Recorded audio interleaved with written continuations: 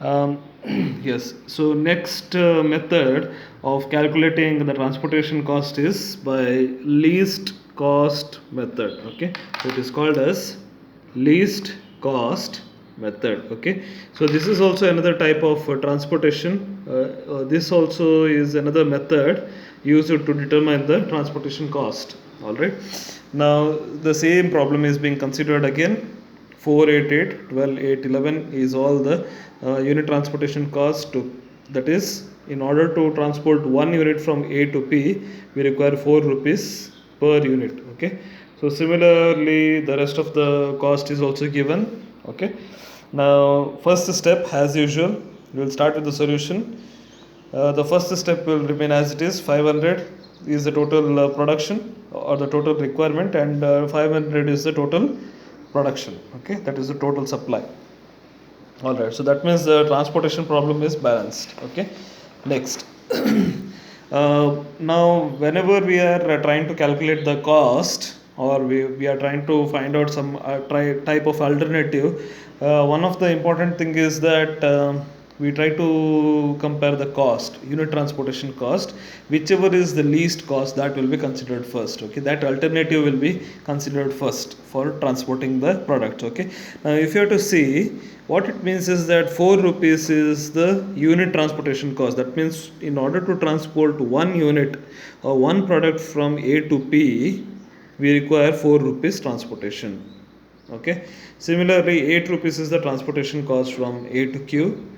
From A to R, transportation cost is 8 rupees per unit. So similar is the case with the rest of the things. Okay, now if you have to see, the least unit transportation cost is provided by this particular channel. That is, if you transport from C to R, you will get least transportation cost, 3 rupees when compared to the rest. Okay, so that is the reason this is being considered for the allotment. Okay, this is considered for the allotment. So how do we do that?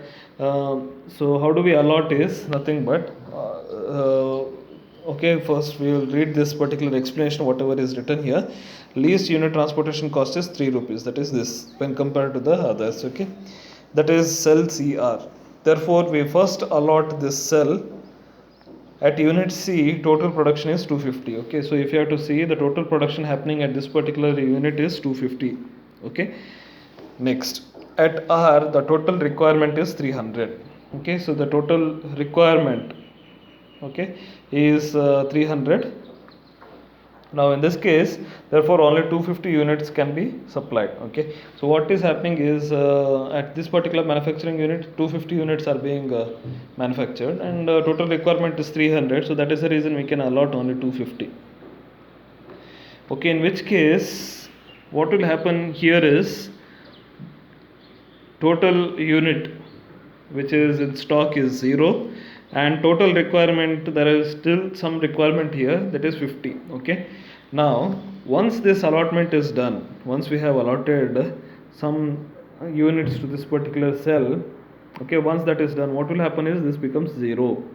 Okay, just remember that whenever any of the value becomes 0, you have to strike that particular row. Okay, so in this case this has become 0, that is the reason we are striking this row. Let us assume that if this was 0, if this would have become 0, okay, and this would have become 50, in that case we would have struck this. What it means is, we are not allocating anything to this. What it means is that if you are striking this particular row, then we are not going to allot anything to this particular cells. Okay, these two are empty, but we are not allotting anything. Why? Because complete 250. C, whatever is manufactured in C, everything is being transported to R. Nothing is left here. So we cannot transport anything, or we cannot allot anything to these two cells. That is the meaning. Okay. So once this is done, we will just go ahead. Okay, so once this is done, so the same thing is shown here. We are going to strike this particular cell, because this becomes 0 and remaining is 50. Okay, so once this is done, okay, at manufacturing unit C, all 250 units are supplied to R. Therefore remaining stock at C is equal to 0. Therefore we strike row C. Next, least unit transportation cost is equal to 4 rupees, that is cell AP. Okay, so if you compare, we are supposed to compare only these many cells. Okay, only these many cells we are supposed to compare, out of which if you have to see 4 rupees is the least. 4 rupees is the least transportation cost. So 8, 8, 12, 8 and 11. So if you see, 4 is the least cost. Okay, so that is the reason next allotment will be in the cell AP. So how much is the allotment here? If you see, 150 is the total production happening at A. At A, 150 is the total production, and at B, the total requirement is 50. Okay, so we can say that we can only transport 50 out of 150. So pending is 100, and here the remaining is 0. Okay, now what has happened is this column has become 0. That means all the requirement of P is being completed, is being fulfilled by A. So what will happen is we will not allot anything to these two cells. So that is the reason we can strike this. No more allotment in these two cells. Okay, so that is the reason this is being striked. Okay, next, at manufacturing unit A, the total manufactured products is equal to 150. At P warehouse, the total required products is equal to 50. Therefore we allot 50 units to cell AP. So that is the reason 50 units are being allotted here, and once that is done, we are striking this. Okay, same thing whatever is explained in the previous page. Okay, next remaining cells are AQ, AR, BQ and BR. Okay, so it is shown here, AQ, AR, BQ and BR. So these are the I'll just go back. So next remaining cells are these, this and this. Okay, that is what is written here. So AQ, AR, BQ and BR. So these 4 are the remaining cells, out of which the minimum cost is 8 rupees. Okay, now 8 rupees means you can consider any of the 8. Okay, now what I am doing is I am considering this 8. Okay, you can consider any of the cells and you can start allotting. Okay, so in which case, if you have to see, so here the pending units are 100, and here we have 50.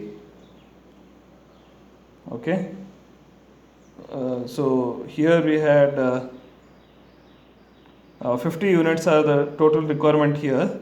Okay, so 50 was the total requirement here, out of which if you allot 50 here, what will happen is 50 becomes 0, and remaining is 50 at this particular cell. Okay, so what happens is this becomes 0, so we can strike this particular column.